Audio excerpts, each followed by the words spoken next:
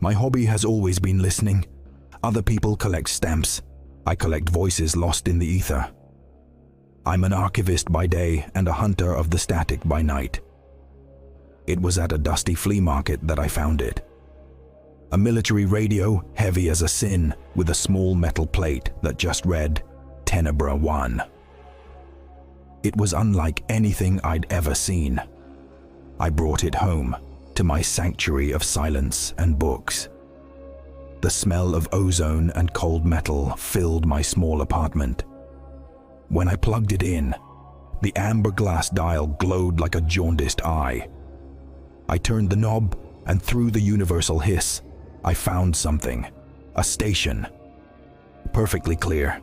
A woman's voice, monotone, emotionless, reciting numbers. 4816. A number station. A rare find, the kind of Cold War relic every enthusiast dreams of stumbling upon. I started logging everything in a notebook, night after night. It was a fascinating puzzle. The fascination curdled into unease in the third week. The sequence 925 sidewalk was broadcast just minutes before old Mrs. Gable from downstairs tripped and broke her hip on the pavement out front. A coincidence, I told myself. But the coincidences kept piling up. 174 pigeon window. The next day, the dull thud of a bird breaking its neck against my kitchen pane. The radio began whispering the numbers even after I unplugged it. The voice now came from the dead speaker, a ghost in the machine. Fear took hold.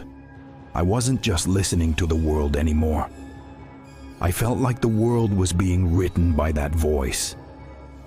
I tried to get rid of the radio, but I couldn't. It felt like a part of me was trapped inside that bakelite box. The archivist's curiosity had become the convict's obsession. Then, last night, the longest broadcast came through. A torrent of numbers that had me writing until my fingers ached. It took hours to decode, using the patterns I'd uncovered. My blood ran cold as the words formed on the paper.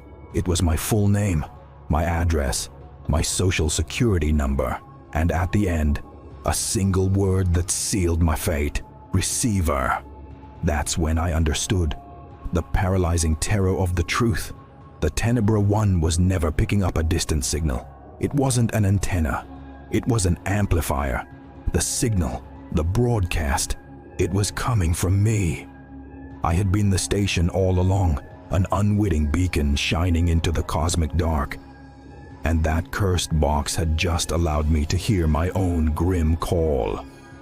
With a scream, I smashed it. Shards of glass and wire flew across the room. The silence that followed was the loudest thing I'd ever heard. But it didn't last. The voice didn't go away. It just got clearer. It's here now, inside my head. I don't need a radio to hear it anymore. The numbers continue. 731. Door opens. They're coming for me. Or maybe they're just coming home.